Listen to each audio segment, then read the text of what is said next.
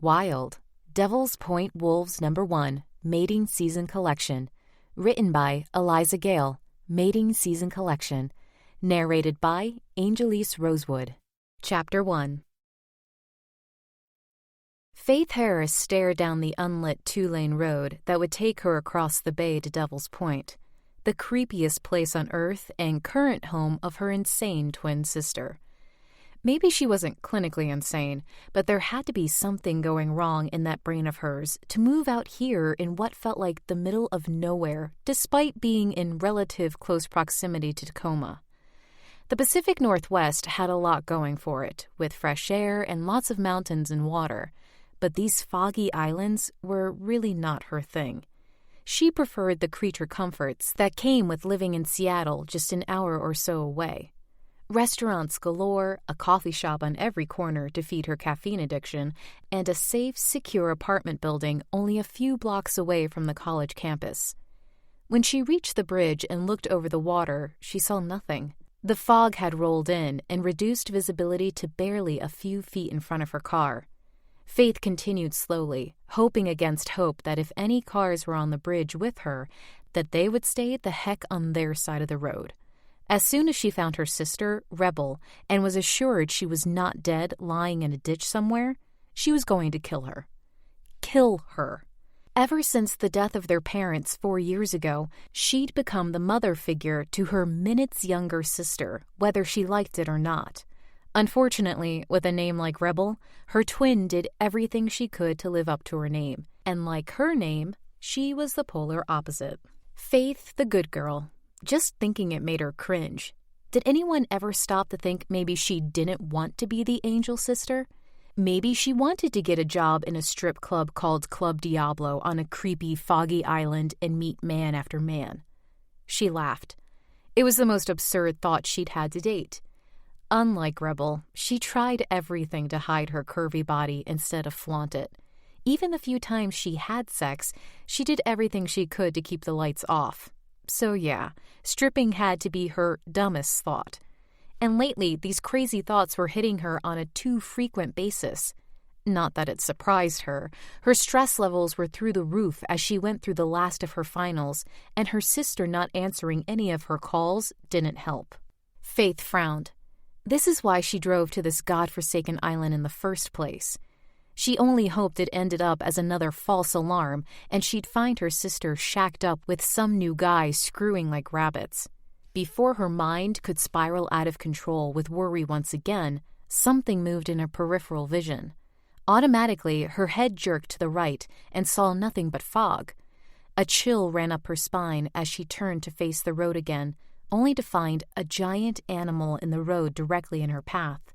She slammed on the brakes, hoping to God they didn't lock up before she got the car stopped. But the road was wet and the animal a little too close. Her brakes squealed and the scent of burning rubber hit her hard as her car screamed to a stop with a last-minute thud as she struck something with her front tire. She white-knuckled the steering wheel with one hand and quickly shoved the gear into park with the other.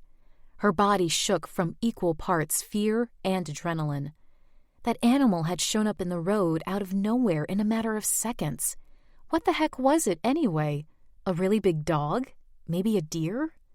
She strained to see anything through the fog, but after a few moments collapsed against the seat in frustration. She was going to have to get out and look. Her stomach lurched. The idea of finding one of God's beautiful creatures had become roadkill because her reflexes weren't fast enough made her sick. With only one option to discover what happened, Faith unbuckled her seatbelt and turned on her hazard lights before easing from her car. The one indulgence she allowed herself in the last 4.5 years was the dark green Mini Cooper that she splurged on with money she'd saved and scrimped on from working and a little of the life insurance money left to her from her parents. Her steps dragged as she made her way around the front end and looked down at the road and found nothing. What the hell? She walked around the entire length of the car and squatted by the hood and searched underneath with no results. Relieved that she hadn't killed whatever animal that had appeared in the road, she blew out a hard breath and pushed her hand through her long hair. A loud snap from behind made her jump. She whirled around and found a wolf not 10 feet from her. Not just a wolf. This thing was massive. It probably stood to her waist. With her heart beating wildly, she took several steps back. She glanced at her car, realizing the path to her door was now blocked by a creature whose lips were now curled up, baring his teeth. Now what? She could run, but her every instinct told her if she did, it would only encourage an attack. Didn't animals like to chase their prey?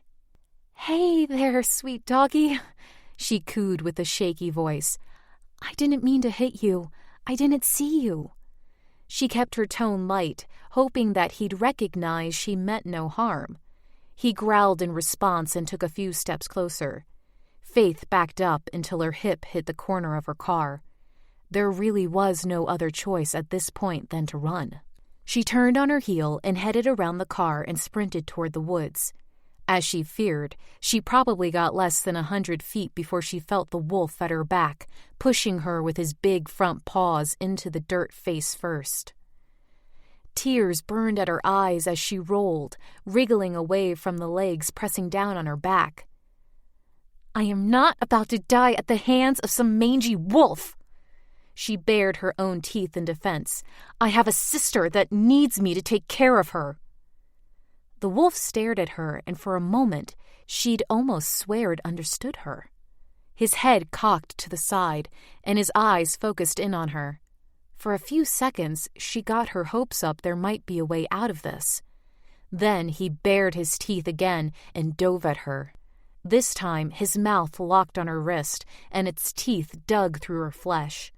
Faith screamed and fought with her free hand, digging her fingers into the animal's neck. Pain streaked up her arm as she fought for her life.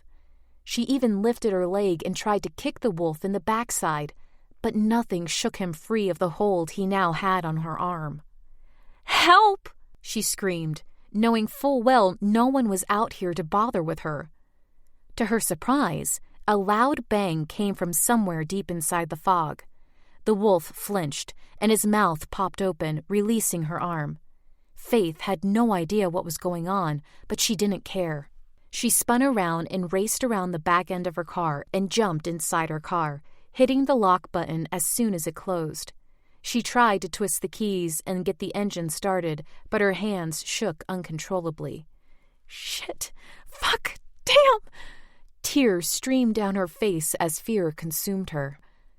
She had no idea where the wolf was or where that mysterious shot came from. At least she assumed it was a gunshot. Nothing else made sense. "Calm down and breathe," she told herself. Her heart raced, beating so damn hard her chest ached. But she managed to take a deep breath and blow it out slowly, giving her just enough focus to turn the keys. To her surprise, the engine started immediately, and she wasted no time throwing it into gear and stomping her foot on the gas as hard as she could. The car lurched forward and shot into the fog. Visibility be damned. She no longer cared what she hit or what might pop out of the dense moisture. The bar where her sister worked wasn't far past the bridge, and she only had to get there before anyone shot at her again.